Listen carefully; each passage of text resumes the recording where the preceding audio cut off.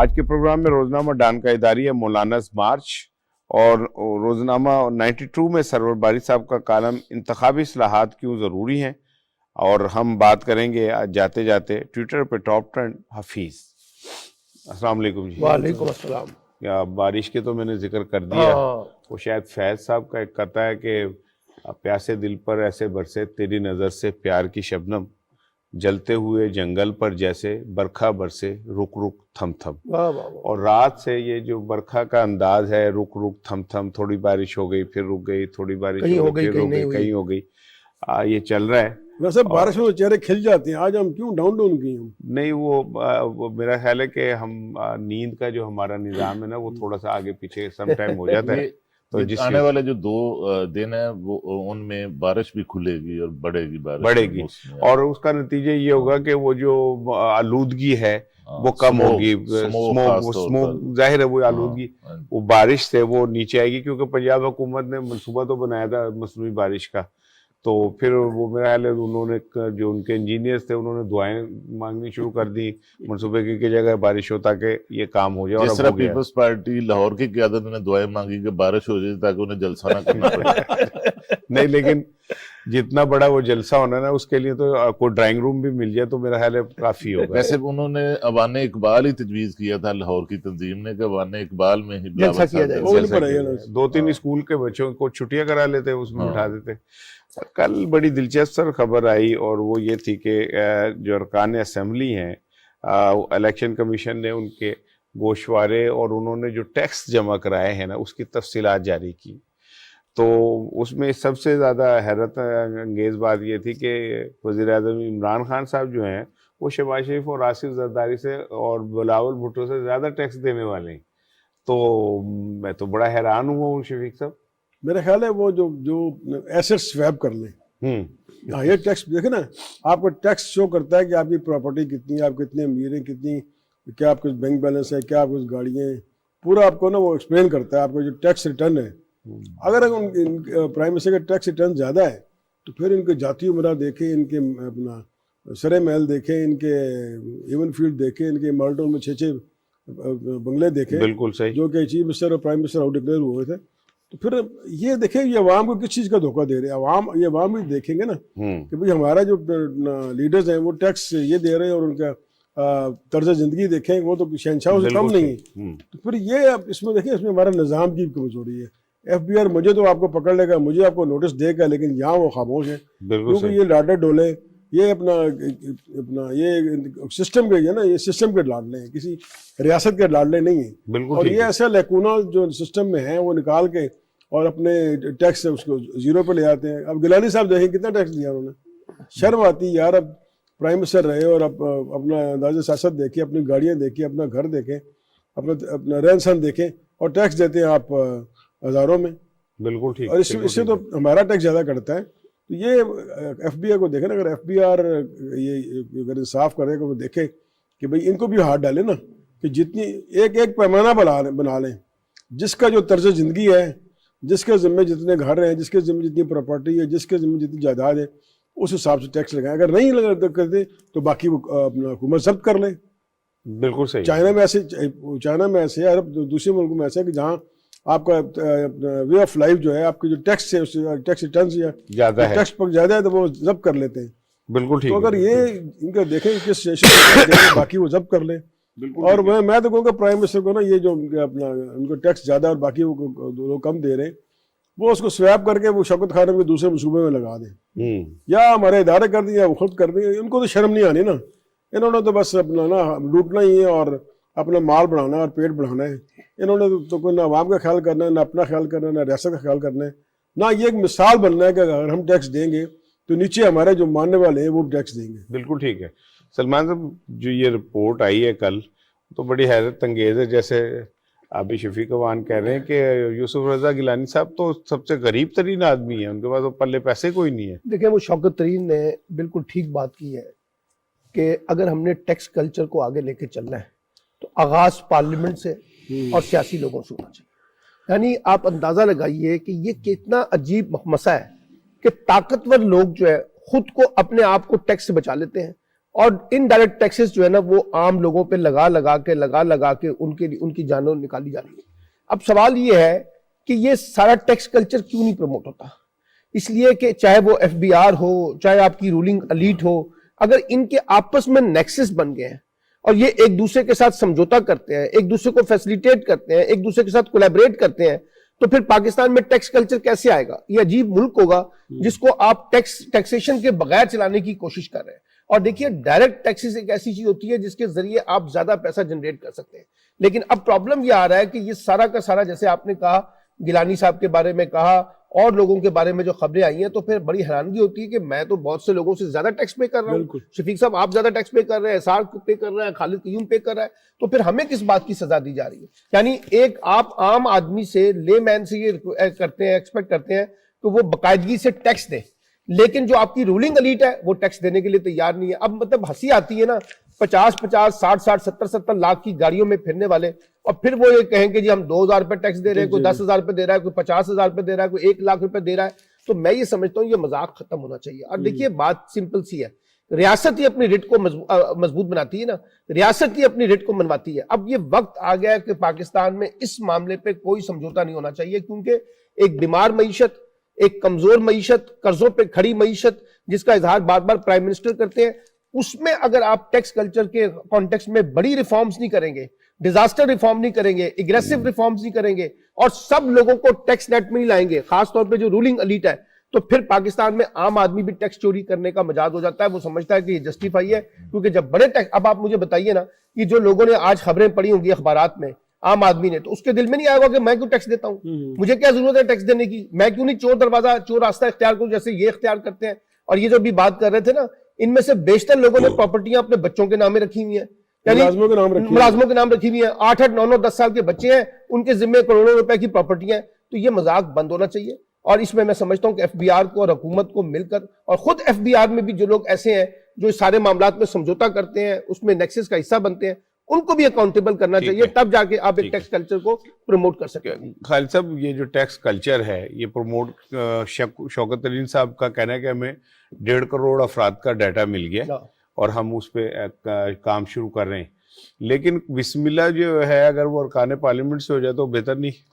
دیکھیے رانا صاحب، بسم اللہ تو ارکان پارلیمنٹ سے ہی ہونی چاہیے، اور خاص طور پر ہماری جو قیادت ہے اس سے ہونی چاہیے. اور یہ جو اعداد و شمار بھی آئے ہیں، آپ نے دیکھا کہ اس میں وزیر اعظم پاکستان عمران خان کی جو آمدن ہے اب وہ اپوزیشن لیڈر شہباز شریف اور آصف علی زرداری سے کم ہے، لیکن وہ ٹیکس جو ہے اب وہ زیادہ انہوں نے دیا ہے. 4 کروڑ جو 35 لاکھ جو ہے ان کی آمدن ہے، اور ٹیکس جو ہے وزیر اعظم نے 98 لاکھ جو ہے وہ ادا کیا ہے، جبکہ اپوزیشن لیڈر کی جو آمدن ہے وہ 5 کروڑ روپے سے زائد ہے، لیکن وہ ٹیکس جو ہے وہ صرف 82 لاکھ دے رہے ہیں. اسی طرح آصف علی زرداری کی 28 کروڑ سے زائد کی آمدن ہے اور ٹیکس صرف 22 لاکھ دے رہے ہیں.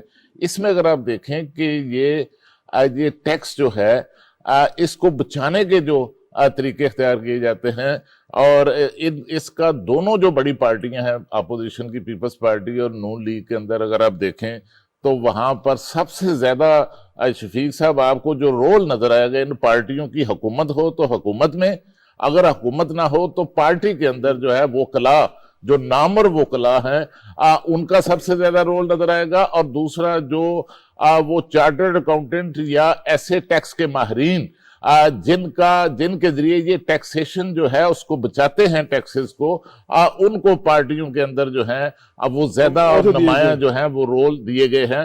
تو اسحاق ڈار صاحب کا بھی جو ہے وہ یہی کام ان کی طرف سے بھی کیا جاتا تھا کہ وہ جو شریف فیملی کے کاروباری ادارے تھے ان کے جو ٹیکس کے امور تھے ان کو دیکھتے تھے، اور ایسے طریقہ کار ان کی طرف سے وضع کیے جاتے تھے جس سے کم از کم جو ہے وہ ٹیکس جو ہے وہ ادا کرنا پڑے. ڈاکٹر صاحب، سلیمان صاحب نے اور خالد صاحب نے ریفرنس دیا شوکت ترین کا، ہم ڈیٹا اکٹھا کر رہے ہیں. 35-36 سال مجھے ہو گئے ہیں اس پروفیشن میں، ہم یہ خبریں سپر لیڈ پڑھتے رہے کہ ہم ڈیٹا اکٹھا کر رہے ہیں اور ٹیکس چوروں کو پکڑیں گے، ان کو کٹہرے میں لائیں گے. یہ آج تک یہ ڈیٹا اکٹھا نہیں ہوا. کیا وہ اپنا یہ آپس میں نہیں اپنا شامل ہو گئے؟ پنجابی کیا مثال ہے وہ بھڑی سی کہ کتی چور رل گئی، وہ تو نہیں؟ کیا مسئلہ ہے اس میں؟ دیکھیں بات یہ کہ بھائی اب تو ہمارے پاس اور کوئی آپشن بچا ہی نہیں ہے.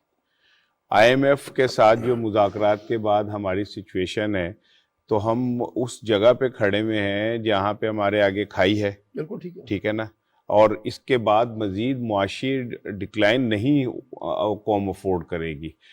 खाकम बदन ये जो मुखालफीन हैं वो जो कहते हैं कि जी इनको तो अगले साल सरकारी मुलाजमीन को तनख्वाहें देने के पैसे नहीं होंगे, ये वो, उनका से कोई पूछे, उनका गिरेबान पकड़ के कि तुम लोगों ने इस मुल्क की मईशत का बेड़ा गर्क इस सतह पे किया है कि अब जो भी आएगा, वो जो शाहिद हसन साहब का इंटरव्यू था, किसका था, जो उन्होंने कहा था कि हमने इन मुस्लिम लीग नून का कहना है कि हमने ऐसी माइंस बिछा दी है मुआशी कि हुकूमत जिस पे पैर रखेगी वो ब्लास्ट कर जाएगी।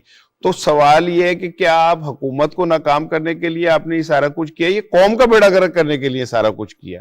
दूसरी बात ये कि देखें कितने शर्म की बात है कि वो लोग जिनकी करोड़ों करोड़ की तो एक गाड़ी है जिसमें वो सफर करते हैं, ट्रैवलिंग जो है माहाना है, जो उनका पैसा है वो लाखों रुपए तो ट्रैवलिंग पे खर्च होते हैं, फिर मुसाहिब हैं, नौकर हैं, बंगला है, उसके आगे मामलात हैं। और कितने शर्म की बात है यार, अब यूसुफ रजा गिलानी साहब वजीर आजम पाकिस्तान है और उनके पास 1 रुपया नहीं है। आपकी पैसे, इनके पैसे, मेरे पैसे, जो हम सैलरीड क्लास है, जो पूरा महीना जो हम जान झोंकू के में डाल के काम करते हैं और at the end of the day हमारे सैलरी में से अब वो कट जाते हैं पैसे टैक्स के। और ये लोग जो कौमी खजाने के ऊपर सांप बन के बैठे हुए हैं। एंजेलिना जूली आई तो कहती मैं हैरान हो गई अब यूसुफ रजा गिलानी साहब के डिनर में जाके कि ये किसी गरीब मुल्क का वजीर आजम है।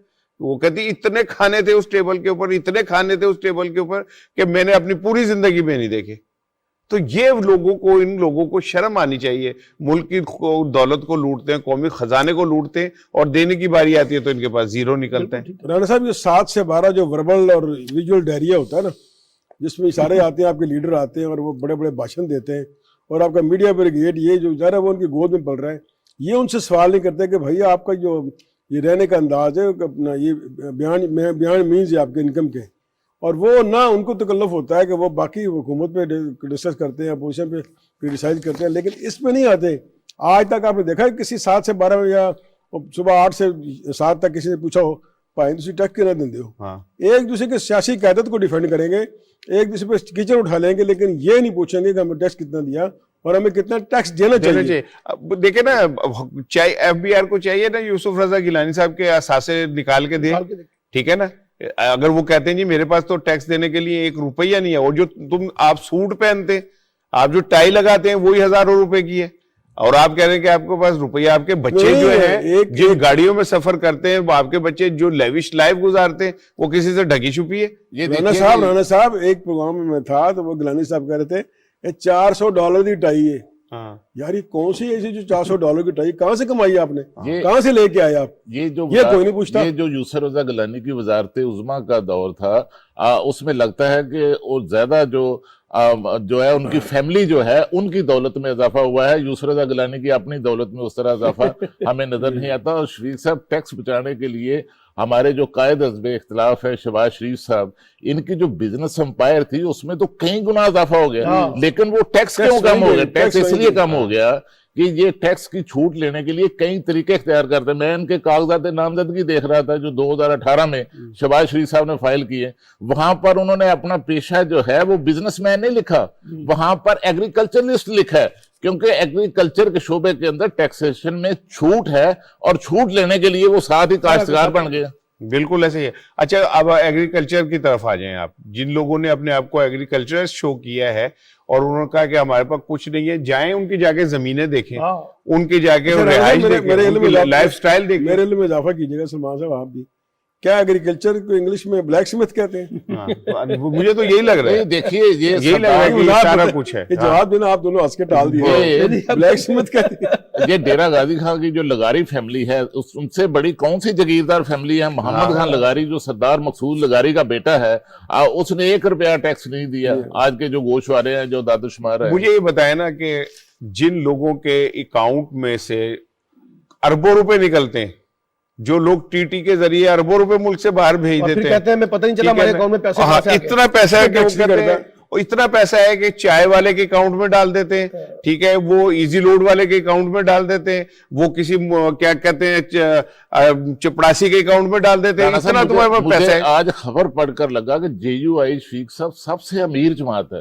آج جو ایوان بالا ہے, سینٹ ہے, اس میں جو جے یو آئی کے سینٹر ہیں طلحہ محمود, انہوں نے وہ سب سے زیادہ جو ہے وہ ٹیکس دینے والوں میں شامل. لیکن یہ کہ ہم طلحہ صاحب کو کی ستائش کرتے ہیں کہ انہوں نے اتنا ٹیکس دیا, وہ جے یو آئی میں ہو کہیں بھی ہو, لیکن انہوں نے ہی ایک قومی خزانے کے اندر پیسے جمع کرائی, یہ بہت بڑی بات ہے, اور ہم ان کو اس بات پہ ان کی تعریف کرتے ہیں کہ ہاں اچھی بات ہے. جو وہ ٹیکس جمع کرایا نا, ان کی ٹکٹ کی وجہ وہی ہے, غلط نہ سمجھے گا, میں ٹیکس کی بات کر رہا ہوں. بہرحال جو بھی ہے, لیکن آپ دیکھیں نا کہ عمران خان صاحب کے بزنس 5 کروڑ کے اوپر ہے اور 1 کروڑ انہوں نے ٹیکس دیا ہے. شہباز شریف کا بزنس 5 کروڑ سے اوپر ہے اور وہ جناب علی اس سے کم ٹیکس دے رہے. تو یار یہ لوگ کس منہ سے قوم کی خدمت اور عوامی خدمت اور عوامی رہنما صاحب, یہ ہمارے اداروں کی کمزوری ہے. آپ کو ملک کے غریب آدمی اور کسی اور دکاندار کو فوری ٹیکس نوٹس بھیجے تھے, لیکن یہاں انہوں نے وہ ریلیف دے دیتے ہیں. جب تک ان بڑے ٹیکس چوروں کو وہ نہیں پکڑیں گے تو ایف بی آر یوں روتا رہے گا, اور ہمارے وزیر خانہ بھی کہتے رہیں گے ہمارے پاس اخراجات نہیں ہیں. اخراجات پورے کرتے ہیں میرے آپ کے جو سیلریڈ کلاس اس سے, یا جن کے بس چلتا ہے ان کو. یہ جو بڑے جو بڑی پیٹو توندوں والے ہیں جن کے اندر دولت چھپی ہوئی ہے اور وہ ٹیکس نہیں دیتے, ان کو ایف بی آر جب تک محکمہ ہمارے ادارے کا آگے نہیں نہ آئیں گے اس وقت تک ہم یہی پیٹتے رہیں گے, اور حکومت بھی یہ کہتی رہے گی, اور ہم بھی یہ میڈیا پہ چاہتے رہیں گے. لیکن اس کے لیے آئینی جو اپنا آئینی ہاتھ کی ضرورت ہے. بالکل ٹھیک ہے, جب تک وہ ان پہ نہیں ڈالا جائے گا یہ نہیں مانیں گے. اچھا, کل ملاقات ہوئی عثمان بزدار صاحب کی پرویز الہی صاحب سے, اور اس ملاقات کے اندر مونس الہی صاحب بھی موجود تھے, اور یہ طے ہوا کہ پی ٹی آئی اور کاف لیگ مل کر بلدیاتی الیکشن میں حصہ لے گی. خالد صاحب, آپ سمجھتے ہیں کہ آنے والے دنوں کے جو چیلنجز ہیں کے پی کے بعد, تو یہ اتحاد اس قابل ہوگا کہ یہ بہتر ریزلٹ دے سکے؟ دیکھیے رانا صاحب کے پی کے نتائج کے بعد اب جس طرح لگتا ہے کہ وزیر اعظم پاکستان نے پنجاب کے اندر بھی جو پارٹی کا تنظیمی سٹرکچر ہے اس میں تبدیلیاں کی ہیں, اور وزیر اعظم غالباً ہر ہفتے جو ہے وہ لاہور بھی آتے ہیں اور اس حوالے سے میٹنگز بھی کر رہے ہیں, اور جو ہیلتھ کارڈ جو ہے اس کو لانچ کیا گیا ہے. اس سے وہ چاہتے ہیں کہ پنجاب کے اندر بلدیات میں پی ٹی آئی کو اچھے نتائج جو ہیں وہ ملے, اور اس میں وہ چودھری پرویز الہی چونکہ ان کا ایک ایکسپیرینس ہے بلدیات کے حوالے سے, وہ خود ضلع کونسل کے چیئرمین رہے ہیں, لوکل گورنمنٹ کے منسٹر رہے ہیں, اور ان کی چیف منسٹرشپ کے دور میں بھی بلدیات کو پنجاب کے اندر بڑا جو ہے مضبوط کیا گیا. تو اب وہ چودھری پرویز الہی کے ساتھ مل کر وزیر اعلیٰ پنجاب سردار عثمان بزدار ایسی حکمت عملی بنانے کی کوشش کر رہے ہیں کہ جس سے انہیں پنجاب کے اندر اچھے جو نتائج ہیں وہ مل سکیں. اور دوسرا میں آپ کو بتاؤں کہ دیکھیے پنجاب کے اندر چودھری پرویز الہی کی پنجاب کی حکومت کو ایک بڑی سپورٹ حاصل ہے. آپ نے کبھی سنا ہی نہیں ہوگا کہ پنجاب اسمبلی کے اندر کوئی بڑی اپوزیشن ہے. پنجاب کی تحریک کی سب سے بڑی اپوزیشن ہے, لیکن ایسی اپوزیشن ہے کہ جو سپیکر پنجاب اسمبلی چودھری پرویز الہی سے پوچھ کر سوال کرتی ہے, انہوں نے سنبھالا ہوا ہے, جس سے حکومت کو بھی جو ہے پنجاب اسمبلی کے پلیٹ فارم پر جو ہے پی ٹی آئی کو جو سپورٹ ہے وہ چودھری پرویز الہی کی وجہ سے. بالکل ٹھیک ہے. چودھری پرویز الہی صاحب کا جو رول ہے اس سے تو انکار نہیں ہے, ماشاءاللہ ان کا رول بہت ساری جگہوں پہ بڑھ رہا ہے, تو نیا رول بھی ان کا سامنے آ رہا ہے. لیکن چلے کوئی بات نہیں, یہ بھی رول دیکھ لیتے ہیں. لیفٹ کر دیں اس کو, لیفٹ کر دوں, ٹھیک ہے لیفٹ کر دیا.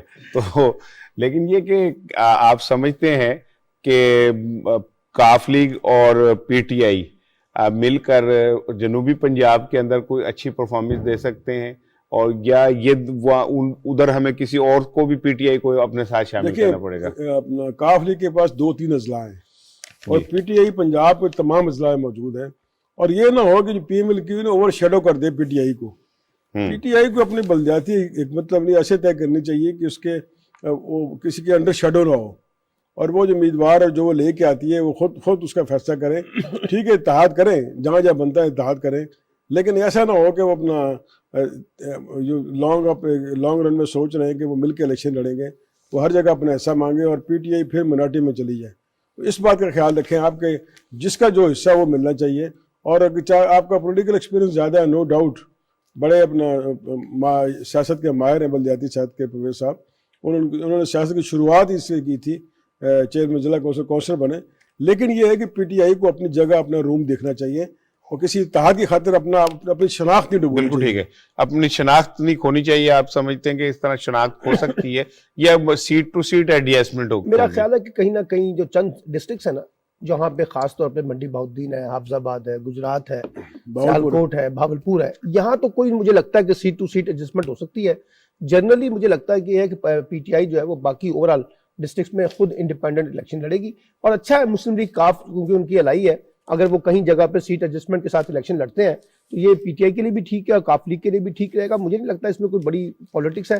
البتہ یہ نہیں ممکن کہ پی ٹی آئی جو ہے ہر جگہ پر ان کو وہ سپیس دے گی جو شاید مسلم لیگ کاف ایکسپیکٹ کر رہی ہوگی. چند جگہ پر تو یہ محدود ہو سکتا ہے، اور خاص طور پہ جب یہ میئر کے براہ راست الیکشن ہونے جا رہے ہیں تو وہاں پی ٹی آئی کوشش کرے گی کہ اس کے زیادہ سے زیادہ امیدوار ہوں. بالکل ٹھیک ہے. یہ رانا صاحب جو کے پی کے نتائج ہیں ان کو دیکھ کر اب کاف لیگ نے پنجاب میں جو ان کا اصل کوٹا ہے اس سے بھی بڑھ کر مطالبات کرنا شروع کر دیا. یہ نہیں ہونا چاہیے. کئی ایسے اضلاع میں بھی انہوں نے اب مانگ دیے ہیں جہاں پر ان کا کوئی نہ رکن قومی اسمبلی جیتا ہے نہ کوئی ایم پی جیتا ہے. تو اس طرح نہیں ہونا چاہیے، ایک توازن قائم رہنا چاہیے، اور جہاں پر وہ جیتے ہیں وہاں پر ان کے ساتھ ایڈجسٹمنٹ ہو جائے. اس سے آپ کے اندر جسہ ہونا چاہیے، یہ نہیں کہ آپ اپنی چادر سے باہر پاؤں کھلانا چاہیے. اور پھر میں کہوں گا پی ٹی آئی کو اپنی شناخت، اپنی حیثیت، جہاں جو اس کا انفلوئنس ہے، جہاں اس کے ہیں M N A M P As ہیں، جہاں اس کا سیٹیں ہیں، اس پہ کمپرومائز نہیں کرنا چاہیے صرف اتحاد کے نام پہ. صرف کاف لیگ نہیں کر رہی. اب میں آج ایک خبر دیکھ رہا تھا کسی اخبار میں کہ جے یو آئی نے بھی اب پنجاب کے اندر بھی کے پی کے بعد جو ہے الیکشن جو ہے لڑنے کا فیصلہ کر لیا ہے. تو ظاہر ہے وہ بھی پھر نون لیگ سے اپنا شیئر مانگے گی. ہاں جی بالکل ٹھیک ہے. نون لیگ ان کو شیئر نہیں دے گی، نون لیگ ان کو صرف شیئر دے گی. اچھا ٹھیک ہے. اچھا جی کیا کہتے ہیں شیئر کو اردو میں؟ اردو کا لفظ ہے نا شیئر، نہیں شیئر، ہاں پوئٹری والا شیئر دے گی.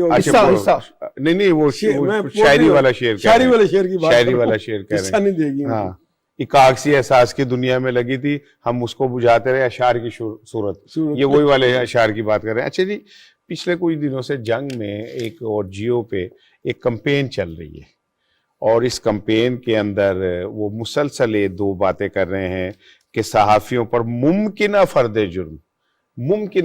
جرم جو ہے پر تشویش کا اظہار کیا جا رہا ہے. اور آج پی سی بی اور پی بی اے اور پی ایف یو جے اور ایچ آر سی پی، یہ سارے جو ہیں ادارے، ان کی جانب سے بھی ایک یہ خبر شائع ہوئی ہے، اور اس میں کہا گیا ہے کہ نرمی کا مظاہرہ کرتے ہوئے صحافیوں پر عائد تمام الزامات ختم کیے جائیں، اور عدالت سے نمائندہ صحافتی تنظیموں کی درخواست ہے. یہ کیا خوف ہے سر، اور کیوں یہ سارا خوف پیدا ہو رہا ہے؟ اور اگر خبر سچی ہے اور اگر آپ نے بڑے اتھینٹک انداز میں خبر دی ہے تو پھر خوف کس بات کا ہے؟ یہ رانا شمیم کا لندن کا ایفیڈیوٹ ہے نا، اس پہ ہے سارا، کیونکہ وہ اپنا بغیر کسی اس کے اپنا تصدیق کے، بغیر کسی، انہوں نے اپنا اسلام آباد ہائی کورٹ نے یہ کہا کہ ابصار صاحب سے کیا انصار عباسی سے کہ آپ اپنا آئیں کنفرم کریں. اس کے بعد اسٹار سے کنفرم کر لیتے. ویسے تو آپ روز چکر لگاتے ہیں، روز فون کرتے ہیں، تو کنفرم کر لیتے. وہ انہوں نے بغیر کسی تصدیق کے، کیونکہ ہیجان خبر سے ہیجان کریٹ کرنا اور ایشو پیدا کرنا، نان ایشو سے ایشو پیدا کرنا، یہ جنگ اور جیو گروپ کے انتظامیہ نے اس کا خاصہ ہے. تو انہوں نے اس کو اپنا انصار عباسی کو استعمال کیا. انصار عباسی بچہ تو نہیں ہے، اتنی سینسٹیو خبر اس نے دے دی بغیر تصدیق کے، نہ یہاں اسٹار سے رابطہ کیا، نہ وہاں رابطہ کیا. ایک کاغذ آیا اور کاغذ کے بیس پہ خبر دے دی. اور اس پہ جب یہ فرد جرم ان کی بات ہوئی تو ان کی اب لالے پڑ گئے کہ بھئی امیر شکیل کو بھی اپنا کیا جا رہا ہے اس میں انڈکٹ، اور پھر آپ کا غوری صاحب جو ایڈیٹر ہیں وہاں کے اسلام آباد کے، وہ بھی، اور واسی سے باقی لوگ بھی. تو اب دیکھیں، آپ عدالت جو کر رہی لیٹ اٹ گو، عدالت کو اپنا فیصلہ کرنے دیں، عدالت پہ آپ اثر انداز نہ ہوں. اب کاغذی تنظیمیں ہیں، میں نے کہ وہاں کام کیا، کاغذی تنظیمیں ہیں وہاں اپنا نا، صرف لیٹر پیڈ کی تنظیمیں، کوئی لندن میں جیسے کی ہوئی ہے، کوئی یورپ کوئی کہاں کی ہوئی ہے، ان کی طرف سے بیان آ جاتے ہیں کہ اس آزادی سے صحافت کو خطرہ ہو گیا. تو بھائی کیا آپ عدلیہ کی کوئی عزت نہیں، عدلیہ کی کوئی آزادی نہیں؟ آپ عدلیہ کی جو عزت تقریم پہ حملہ کر رہے ہیں، اور اس کو اوائڈ کرنے کے لیے آپ جو ہے اپنا ایک جو میڈیا بریگیڈ یا آپ کا جو صحافیوں کا ایک جو ٹولہ بنایا ہوا ہے، NGOs का टोला बनाया हुआ, उसको इस्तेमाल करके आप चाहते हैं कि आप फर्द जुर्म आयद ना हो। बिल्कुल ठीक है। अगर आपने जुर्म किया तो फर्द जुर्म आयद होना चाहिए और उस पर नतारा होना चाहिए कि आपको क्या आपने सही किया या गलत किया। बिल्कुल ठीक है। दूसरी चीज ये है, देखें, सहाफी हो, कोई भी हो, वो कानून से बालातर नहीं है। आप क्या अगर आप किसी ग्रुप का हिस्सा हैं और वो ग्रुप एक बड़ा ग्रुप है, तो क्या आपको ये आजादी हासिल है कि आप कोई भी इल्जाम बिला तहकीक किसी के ऊपर भी लगा दें? आप इस सतह के ऊपर चले जाएं कि आप जाके जुडिशरी के मोअज़्ज़िज़ जो जज हैं और अदालतें हैं उनको कंट्रोवर्शियल बना दें। आप एक ऐसी साजिश का हिस्सा बन जाएं जिस साजिश के अंदर ये साबित करने की कोशिश की जाए कि जी ये जो जज हैं ये सारे बिकाऊ माल हैं और ये सारे कंप्रोमाइज्ड हैं। आपको किसने ये हक दिया अंसार अब्बासी साहब कि आप खुद तय करते फिरें कि जी आपने जिसकी मर्जी पगड़ी उछाल देनी है बगैर बिला तहकीक, और उसके बाद आपने कहना है कि जी मैं तो PCB है, PBA है और PFUJ है और इनके पीछे छुप जाऊंगा?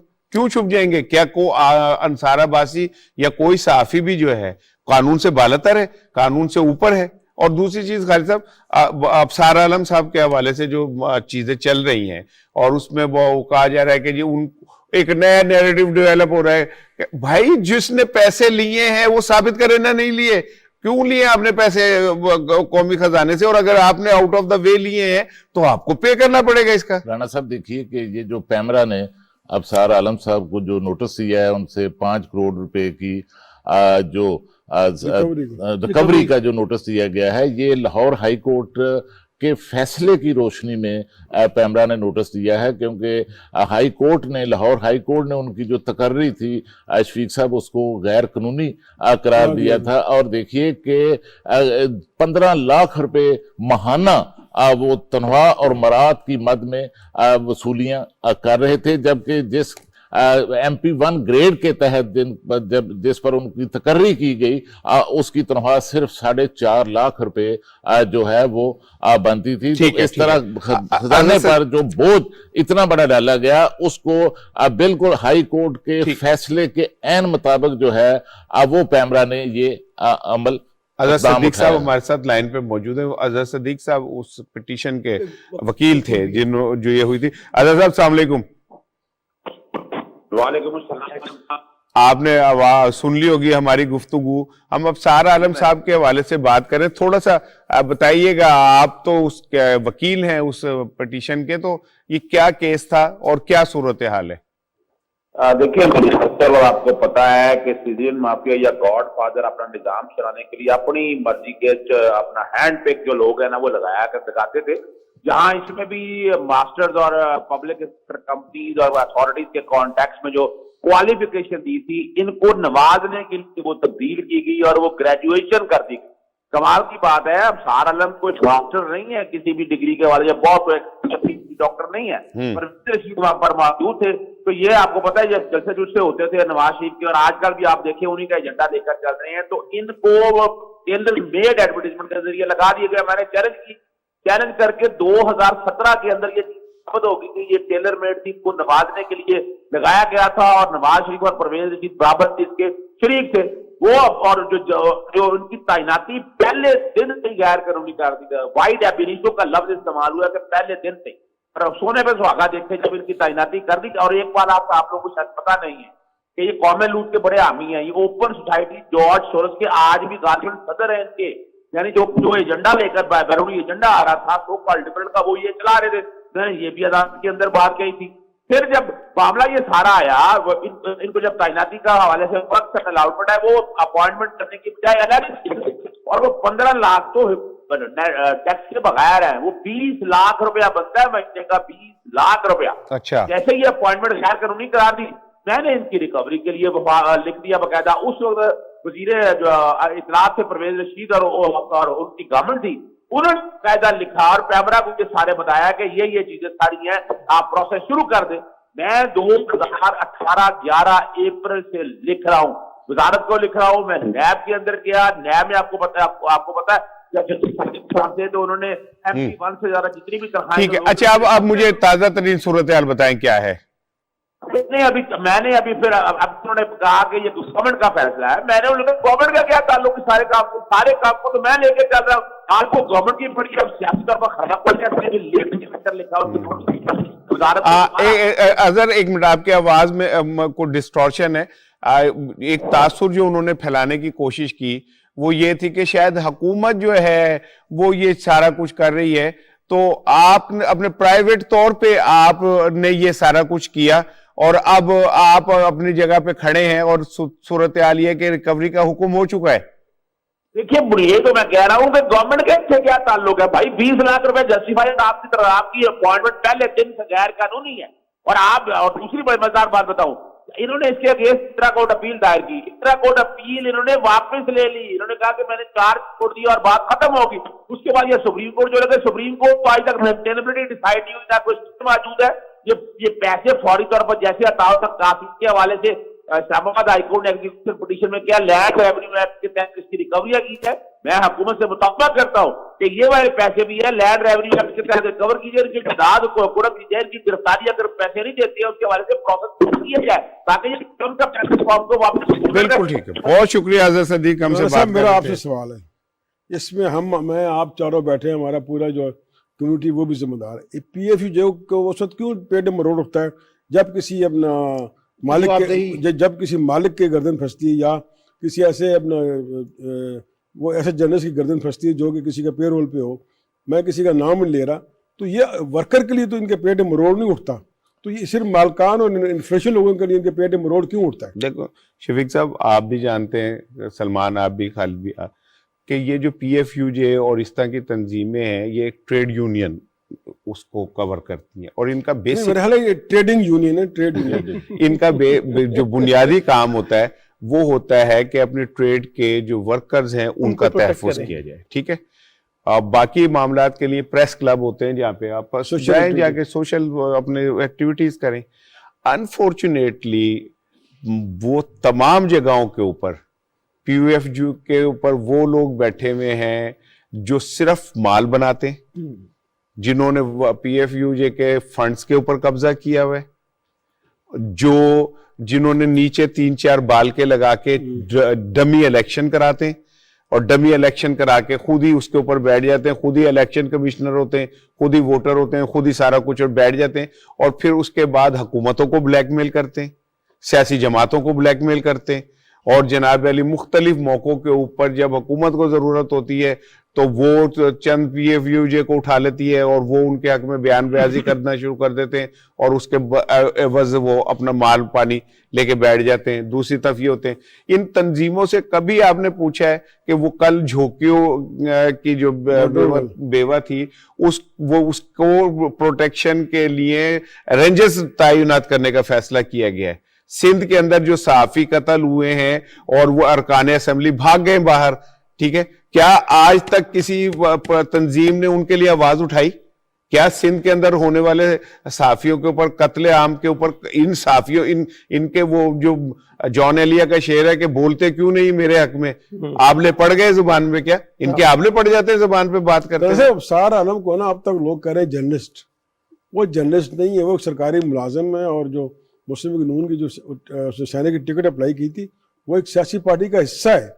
تو ہمیں کم از کم ڈیفریشیٹ کرنا چاہیے کہ جرنلسٹ اور نان جرنلسٹ فرق کیا ہے. بڑی دلچسپ بات یہ ہے کہ یہ جو پارٹی ہے پی ایم ایل این, یہ پہلے صحافیوں کو نوازتی ہے, ان کو مختلف عہدے دیتی ہے. اب صحافی کا کیا کام ہے شفیق صاحب, وہ جا کے سرکاری عہدے وصول کرتا پھر. ایک بات تو یہ ہے, پھر جب آپ ان کو اکاؤنٹیبل کرنے کی کوشش کرتے ہیں تو یہ شیڈ لے لیتے ہیں ان تنظیموں کا, وہ انٹرنیشنل ہیومن رائٹس آرگنائزیشنیں آ جاتی ہیں, فلاں آ جاتی ہیں. اب سوال یہ ہے, ایک جرنلسٹ ہے جو یہ کلیم کرتا ہے کہ اس نے رانا شمیم کا انٹرویو کیا ہے, رانا شمیم عدالت میں کہتا ہے کہ میں نے تو اس کو کوئی انٹرویو نہیں دیا. اب سوال یہ کہ یہ طے تو عدالت کرے گی نا, اب عدالت میں پروسیڈنگ چل رہی ہے, آپ پہلے سے آ کے عدالتوں پہ دباؤ ڈالنے کی کوشش کر رہے ہیں, مختلف تنظیموں کا سہارا لے لیتے ہیں. بھائی جو آپ کے پاس سچ ہے, جو ان کے پاس سچ ہے, وہ آپ عدالتوں میں پیش کر دیں, عدالتیں اس کا فیصلہ کر لیں, جو عدالت فیصلہ کرے آپ اس کو منو تسلیم کر لیں. دوسری بات یہ کہ دیکھیے یہ سلسلہ ختم ہونا چاہیے کہ ہمارے جرنلسٹ جو ہے اس کے اندر سے, ایک کمیونٹی کے اندر سے کچھ لوگ اٹھتے ہیں اور جا کے سرکاری عہدہ حاصل کرنے کی کوشش کرتے ہیں, اور پھر اس کے بعد وہ سرکاری عہدہ بھی سب کو پتا ہے کس میرٹ کی بنیاد پہ ملتا ہے. آپ کو بھی پتا ہے, مجھے بھی پتا ہے کہ کیا میرٹ ہوتا ہے.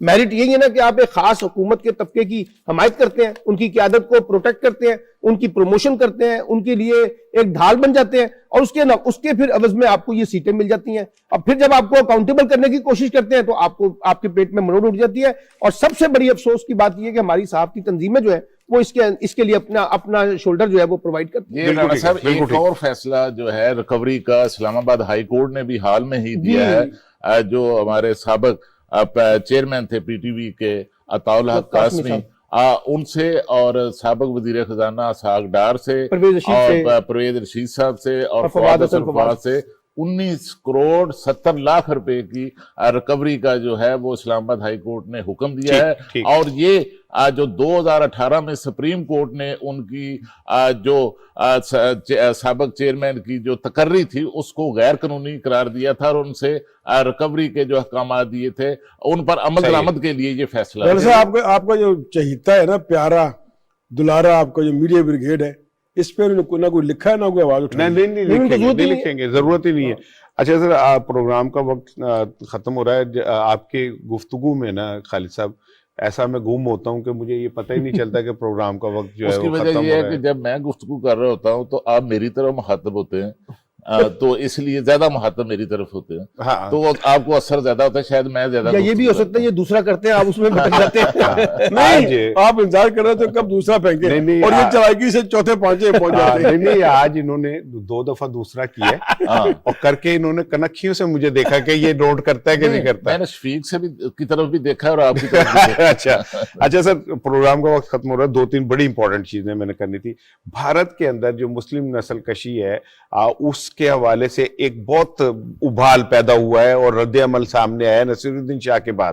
اور اس کے بعد ایک تازہ ترین خبر یہ ہے کہ ہندو انتہا پسندوں نے ملالہ شبانہ اعظمی سمیت 100 مسلم خواتین کو نیلامی کے لیے پیش کر دیا تاکہ ان کی کسی طرح ان کی توہین و تذلیل کی جا سکے.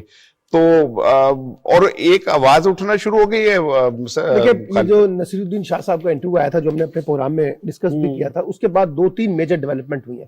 ایک ڈیولپمنٹ یہ ہوئی ہے کہ 5 کے قریب سابق فوجی افسران جو ہیں وہ اور سول افسران جو ہیں انہوں نے ایک خط لکھا ہے نریندر مودی کو اور صدر مملکت کو, اور کہا ہے کہ جناب یہ جو دھمکیاں دی جا رہی ہیں مسلمانوں کی نسل کشی کے حوالے سے, اس کے اوپر آپ کو نوٹس لینا چاہیے. یہ کس قسم کا ہندوستان آپ بنانے کی کوشش کر رہے ہیں. پھر اس کے بعد سپریم کورٹ کے کچھ 76 کے قریب ججز ہیں جنہوں نے ایک خط لکھا ہے سپریم کورٹ کے چیف جسٹس کو کہ آپ سو موٹو لیں. اور اس میں بڑی دلچسپ بات یہ کی گئی ہے کہ پولیس ان لوگوں کو پروٹیکٹ کرتی ہے جو انتہا پسندی کی بنیاد کے اوپر مسلمانوں کو اور دیگر اقلیتوں کو نشانہ بنا رہے ہیں. اور یہ بھی کہا گیا ہے کہ اس میں ریاست اور حکومت کی جو خاموشی ہے وہ بنیادی طور پہ ان کو اپنا سپورٹ کرتی ہے ان انتہا پسند عناصر کو جو ہندوتا کی سیاست کی بنیاد کے اوپر بھارت میں ایک بڑی تقسیم پیدا کرنے کی کوشش کر رہے ہیں. تو یہ میں سمجھتا ہوں کہ ایک بڑی ڈیولپمنٹ, جیسے اسعاد نے کہا کہ سوالات اٹھنے شروع ہو چکے ہیں. اس سے پہلے ہم نے اپنے پروگرام میں ڈسکس کیا تھا کہ 29 کے قریب برطانوی پارلیمنٹیرین جو ہیں انہوں نے وہاں پہ ہائی کمیشن کے اندر درخواست جمع کرائی ہے کہ جو کچھ کشمیر کے اندر وائلیشن ہو رہی ہے اس کے اوپر نریندر مودی صاحب آپ جواب دیں. تو اس کا مطلب ہے کہ اب دنیا کے اندر سے بھی یہ وائسز آ رہی ہیں اور بھارت کے اندر سے بھی یہ وائسز جنریٹ ہو رہی ہیں کہ جو اس وقت مسلمانوں کو اقلیتوں کو دھمکیاں دی جا رہی ہیں, ان کی نسل کشی کرنے کی باتیں کی جا رہی ہیں, اس پہ اگر بھارتی ریاست نوٹس نہیں لے گی تو ان کے بقول بھارت تقسیم ہوگا اور اس کے خطرناک رجحانات جو ہے نا وہ سامنے آئیں گے. روزنامہ ڈان کا اداریہ ہے مولاناز مارچ, اس کے کچھ چیزیں میں آپ سے شیئر کرتا ہوں. میں چاہ رہا تھا اس پہ بھی بات کی جائے. وہ کہتے ہیں جی مولانا کا انہوں نے دیا ہے کہ جی وہ کہتے ہیں کہ 23 مارچ کو تو ہوگا ہی ہوگا مہنگائی مارچ, اور لیکن کے پی کے بلدیاتی انتخابات اور لانگ مارچ مولانا کے لیے ایک چیلنج ہوگا. اسٹیبلشمنٹ کے نیوٹرل ہونے سے آپ دیکھیں نا, مولانا فضل الرحمان کو انہوں نے کوٹ کرتے ہوئے کہا کہ اسٹیبلشمنٹ کے نیوٹرل ہونے کا فائدہ اپوزیشن کو پہنچا, یعنی کہ وہ یہ کہہ رہے ہیں کہ اب ہم لاڈلے ہیں اسٹیبلشمنٹ کے. یہ داریہ بڑا دلچسپ ہے, لیکن ایسا لگتا ہے کہ روزنامہ ڈان نے مولانا فضل الرحمان کے ترجمان کے طور پہ یہ داریہ لکھا ہے. اب یہ دیکھیں نا, میں اس کو یہ کہا آپ نے کیا اس کے ٹائٹل دیے مولانا مارچ, میں اس کو نا مولانا کا مارچ کا مہینہ سمجھتا ہوں. اس کو لانگ مارچ سے نہ جوڑیں بس. وہ کہہ رہا میں جنتریوں کی بات کی تھی نا, یہ جنتر منتر یہ ڈھونڈ رہے ہیں اس میں ستاروں کی چال کیا ہوگا. ہاں اگر آپ نے اس سے یہ بات ڈھونڈی ہے کہ یہ انہوں نے اس کی جو سیاسی اپنا ہے اسٹرگل اس کی بات کی ہے, تو اس کے حوالے سے مارچ جو ہے मार्च आएगा और मार्च चला जाएगा। और ये देखिए कल इनका बयान ये था कि मार्च हम मुलतवी कर रहे हैं क्योंकि बलदियाती इंतखाबात की वजह से। फिर अचानक उन्हें ख्याल आया कि जब क्रिटिसिज्म हुआ 7 से 12 जो वर्बल और विजुअल डायरिया होता है उसमें अपने जब उनको क्रिटिसाइज किया गया उन्हें फौरन ख्याल आया कि मैं ही कर बैठा। तो फौरन उन्होंने एक जनाब यूं नहीं वी टर्न लिया, नहीं जी मार्च होगा। अरे कहाँ से अब 2 साल से चले मार्च मार्च मार्च, अब तो मार्च भी थक के बूढ़ा हो गया। वो कह रहा है भाई मुझे जान दो, माफ कर दो माफ कर दे मुझे, आपने मेरा मार्च का जो दिसंबर कर दिया तो वो मार्च तो ऐसे ही चलेगा बस।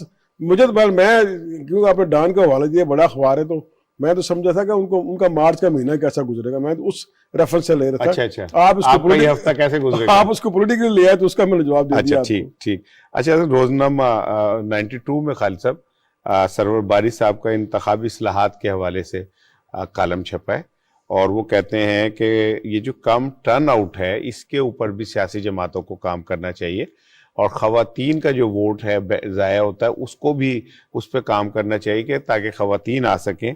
और इसी तरह वो कहते हैं कि और लोगों को इस बात की अवेयरनेस देनी पड़ेगी कि आप अपना वोट कास्ट करें, ये कौमी मुफाद में है। राणा साहब देखिए कि 90 की दहाई से जो इंतखाबात हो रहे थे उनमें तसलसल के साथ जो है वो टर्न आउट जो है पाकिस्तान में कम होता जा रहा था।